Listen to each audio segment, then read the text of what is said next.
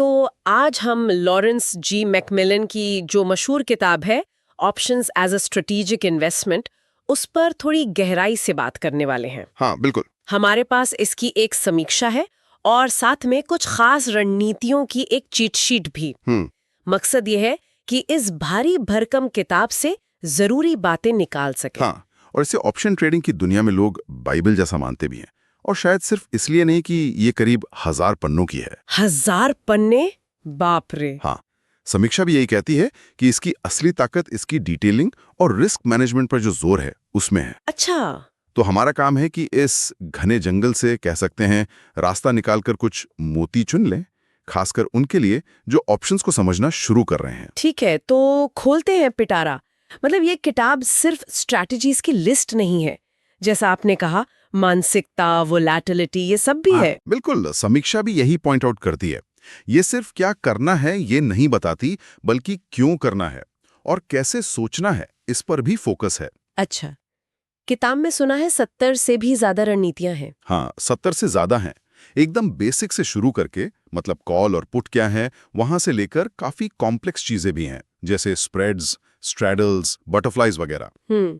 लेकिन जैसा मैंने कहा और समीक्षा में भी ये बात उभर कर आती है, मैकमिलन का फोकस सिर्फ प्रॉफिट पर नहीं है, वो रिस्क कंट्रोल पर बहुत जोर देते हैं। ये अच्छी बात है। हाँ, और हर स्ट्रैटेजी के साथ असली मार्केट के उदाहरण भी हैं, तो वो काफी प्रैक्टिकल हो जाता है। समीक्षा कहती है कि ये अनुभवी ट्रेडर्स को भी नया नजरिया दे सकती है, खासकर रिस्क को आंकने में। लेकिन ये 1000 पन्ने, इसको पढ़ने के लिए तो शायद छुट्टी लेनी पड़े। समीक्षा क्या कहती है, मतलब ये कोई चैलेंज है? हाँ, देखिए, समीक्षा मानती है कि लंबाई और थोड़ी गहराई एक चुनौती तो है, और कुछ उदाहरण अमेरिकी बाजार के हैं, ओके। जिन्हें हमें अपने इंडियन मार्केट के हिसाब से थोड़ा ढालना पड़ सकता है। और हाँ, कहीं कहीं थोड़ी ज्यादा टेक्निकल भी हो जाती है। तो फिर फायदा कैसे उठाया जाए उसका?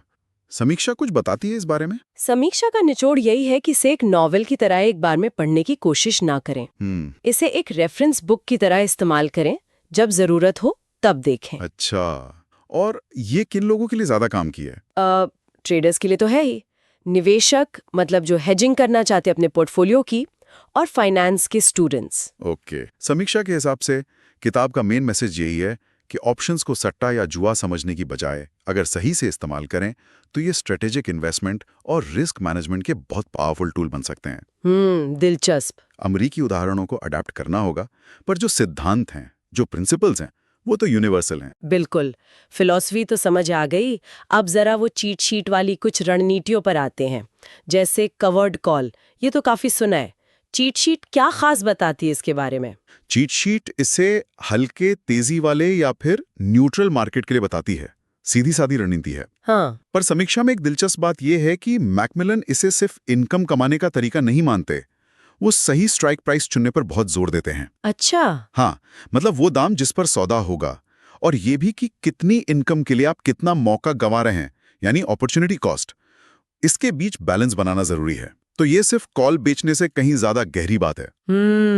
ये तो सोचने वाली बात है। अच्छा, और अगर शेयरों में गिरावट का डर हो, उसके लिए प्रोटेक्टिव पुट है? हाँ, प्रोटेक्टिव पुट। इसमें आप शेयर खरीदते हैं और साथ में एक पुट ऑप्शन भी खरीद लेते हैं। पुट मतलब बेचने का अधिकार। बिल्कुल। और प्रीमियम वो कीमत जो आप इस अधिकार के लिए देते हैं। तो अगर शेयर गिरता है तो पुट आपको बचाता है, एक तरह से इंश्योरेंस जैसा। लेकिन जैसा समीक्षा भी इशारा करती है, ये इंश्योरेंस मुफ्त नहीं आता, प्रीमियम की कॉस्ट है। हाँ, वो तो है। तो ये आपके मुनाफे को कम कर सकता है, इसलिए इसका इस्तेमाल भी सोच समझकर सही टाइमिंग के साथ करना होता है, हमेशा नहीं। समझ गए। अच्छा, एक और है स्ट्रैडल। ये सुनने में तो बड़ा मजेदार लगता है। मार्केट कहीं भी जाए, ऊपर या नीचे फायदा हो सकता है। हाँ, लगता तो है। इसमें आप एक ही स्ट्राइक प्राइस और एक ही एक्सपायरी का कॉल और पुट दोनों खरीद लेते हैं। उम्मीद ये होती है कि मार्केट में कोई बड़ी हलचल होगी किसी भी तरफ। पर क्या इसमें कोई पेंच है? समीक्षा इसके प्रीमियम के बारे में कुछ कहती है, महंगा होता होगा? बिल्कुल सही पकड़ा। स्ट्रैडल का प्रीमियम, मतलब कॉल और पुट दोनों खरीदने की कुल लागत काफी ज्यादा होती है। अच्छा। क्योंकि आप दोनों तरफ की बड़ी चाल पर दांव लगा रहे हैं। अगर मार्केट ज्यादा हिला नहीं तो प्रीमियम का पूरा नुकसान हो सकता है। ओह, तो फिर कोई सस्ता विकल्प? हाँ, चीट शीट एक सस्ता विकल्प बताती है, स्ट्रैंगल। इसमें आप अलग अलग स्ट्राइक प्राइस के कॉल और पुट खरीदते हैं, आमतौर पर out of the money, OTM। Okay.